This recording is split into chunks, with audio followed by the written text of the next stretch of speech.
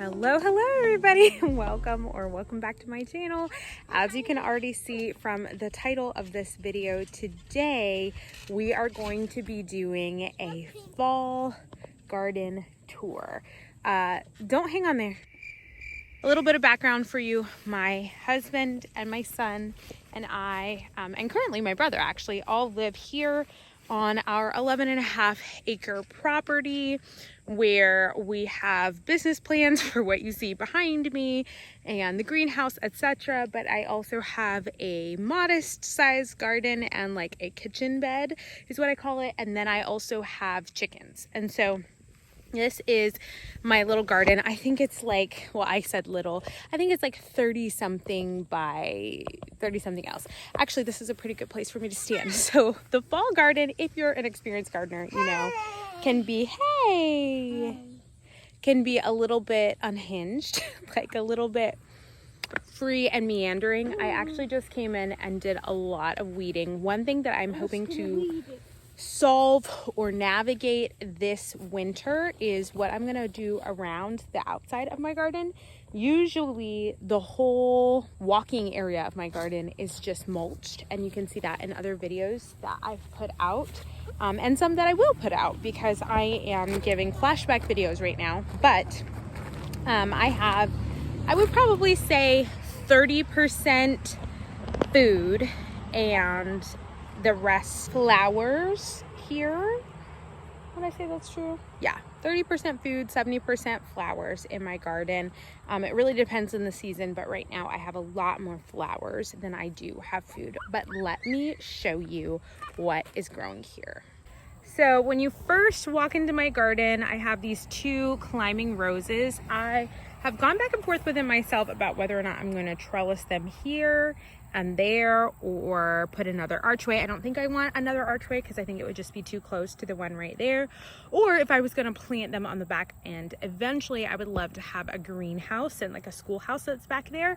So if I do that, it could be cool to have trailing roses. I'll be honest with you, I have also very recently entertained putting these roses right by my back door.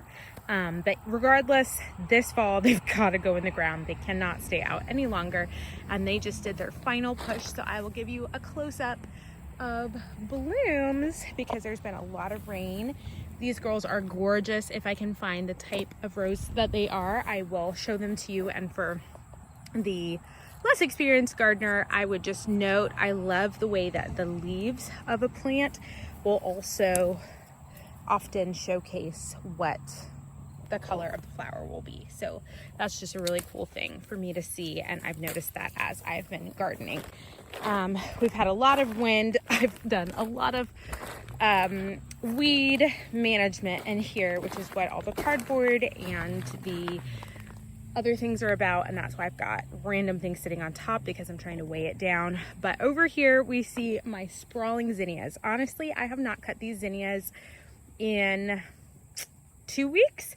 I think I'll probably come in and do one last chop, but I do want to let these guys go to seed so that I can gather the seeds and collect them. I love my zinnias. They are probably one of the easiest, most forgiving flowers that I have ever grown. And these particular zinnias, I'm growing probably 4 or 5 different types. Beautiful butterfly. I just love it. And so I'll try to link or or show you examples of all the different kinds of zinnias that I am growing in here, because having the broad variety, I think, is partially what makes them so beautiful. Love the color of this one. Hi, sister. Look how pretty. I love these white ones too. So cute. Okay, moving on over here, I've got a lot of jalapenos. This has been the first year that I've had successful jalapenos, and I actually pickled them. Again, if you're interested, let me know and I can give you my pickled, oh, this one needs to be picked. My pickled jalapeno recipe that I am trying, but these are my jalapenos. I have 1, 2, 3, probably 4 jalapeno plants in here, and I just didn't expect them to be prolific, so I planted a lot, but they were this year. Here comes some cosmos. Cosmos are so funny. This particular one, as you can see, is laying down over here. My garden was way out of hand a couple weeks ago, and so she fell. Here is a huge cucumber that I'm letting soften so I can get it off. I had, and maybe I'll try to insert a picture for you, beautiful cucumber plants trellised on either side, and I have very, very recently planted peas. You can see them down there. I'll go around, and so I'm excited to trellis peas in the spring and fall through winter. These are dahlias. Dahlias are great flowers to plant because they bloom in lots of different seasons. And then celosia, I think is the name of that. That might be wrong, but I love this guy because it's fuzzy. And this is actually one that I planted from seed, and so she's getting very, very tall. Here, I'll give you some scale. As you can see, like, that's the height of my niece right there. And so that's been really cool just to see it keep growing. Woo, so many bugs. Okay, making our way over here. I have a number of different kinds of cosmos in here. I think those are the trumpet cosmos.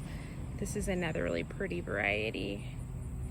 And then I put some more zinnias out over here. I love the colorway of that one. I have a couple of dahlias that my neighbor gave me. They've done okay. Not great. I will tell you right here, I planted a ton of lilies, and again, I will try to insert a picture for you so you can see how my lilies looked. I'll say that I also had gladiolas in there and a couple of other varieties that haven't bloomed in a while. So my goal for the fall and winter, or honestly fall, is just to cut down that and maybe even separate them in half and plant all those bulbs elsewhere, because it's multiplied to the point where I don't think it can thrive another year, but that's a cool problem to have. Over here we have cosmos in deep need of some deadheading, but look at how gorgeous that flower is. It is so pretty. I'll quickly show you my chickens. They're just mentioned on extras. Okay, this trumpet cosmos is so cool. Look at that. It's like a double layered one. I just think that's amazing. And then I'll just show you briefly. Oh, this one really needs to come off. I could give that to the chickens. I had more cucumber. You can see them kind of hanging there. Here, so there go the peas. And I put those seeds in maybe 2 weeks ago. So I'm really happy with how much they're growing. I have them on either side. You can see that I've got this spinach, but this spinach is so hardy and it climbs. It's so cool. I'll ask my mom what it's called. I can't remember. I do have a few Bright Lights cosmos left, and these are just some of my favorite flowers. They're so beautiful. And I will note to you that this is my asparagus. It's 3rd-year asparagus, so I'm really excited because I can eat it next year, and there's a ton of it. That's what that is. It's all grown up tall. This is something that came in a variety pack, and I don't even honestly know what it is, but it comes in that color. And it comes in that color, which brings me over here to my daisies. All of those are daisies. I just cut them down. My strawberries quite clearly are having a ball. So I'm really excited to separate these guys and maybe even relocate them because they are taking over that area, which is cool, but I don't really want them to live there. Moving over here, this is one of my all-time favorite plants, and it is so very hardy. It's called Autumn Joy, and it starts off very green and then it turns pink and it ends out in this deep auburn color, and I just think it is absolutely gorgeous. There goes another dahlia. I'm excited to see what it looks like. This is a brassica that kind of failed, but I sometimes leave things in my garden so that the bugs have something to eat. What is that? I See, it's a little bug. Caterpillar. Caterpillar. No, we found another caterpillar. Over here, this is an idea that did fail, but it sufficed for the season. I think I spent, I don't know, $10 on that little changing table. I wanted it for an outdoor spot. I painted it, and honestly, I just should have waited or gone for metal. So I need a new one, and then this is where I've been composting. I've been trying to just figure out like what makes sense. At first I composted way over there and it just wasn't practical. I like composting here, honestly, and once I empty it out and disperse it among my garden beds, maybe I'll keep doing it right there. I don't like how unsightly it is, but I do like how effective it has been because I can always just scoop from it. So this is a work in progress. I'd love to see you guys' setups. Obviously, things have blown around and gotten a little messy, but I'm just showing the honest truth of my garden right now. Again, happy spreading strawberries. So these guys have got to go somewhere else. My dream is to have strawberries all across on the side. So maybe I will be able to put a lot of these strawberry plants over there. But either way, they've got to find a new home. So I had all kinds of stuff. Ranunculus. I think those are garlic. I had some watermelons. I'll try to insert a picture for you there. A peony was in here. This honestly is surprising me. That's a tomato plant. Can you see them right there? Tomatoes. That rose is one of those little Walmart roses that you give people as a gift. My girlfriend gave it to me and I love it so much. I'm so happy. She needs a deadhead, but she's going to be great through the winter. This is a sprawling last minute watermelon who I don't think will bloom, but we'll see. Black-eyed Susans all throughout here. I had like 4 different kinds of black-eyed Susans, and I'm gonna let these guys go to seed again and then pop off the heads and spread them wherever I can in hopes that they will reseed themselves. I have tall grass growing in my rose bush, and I don't really know how it got there or what to do about it because it's so pointy and prickly. I don't really want to touch it. And then I'll also say, I think this is begonia, and I planted that from seed, so I'm really excited to see if it does well. Over there is a failed melon or squash of some sort, but again, it seems happy. It's sprawling. I think it's got like one little fruit on it, so I'm just gonna let it finish out its days here along with the last lilies. I didn't know I had peppers over here. So that's my little fall garden tour. It is definitely sprawling. I allowed it to go as far as I think it could possibly go. And now I'm so excited because the fall is a time where I kind of reevaluate and cut back and recenter and celebrate the things that did well and edit the things that did not do well.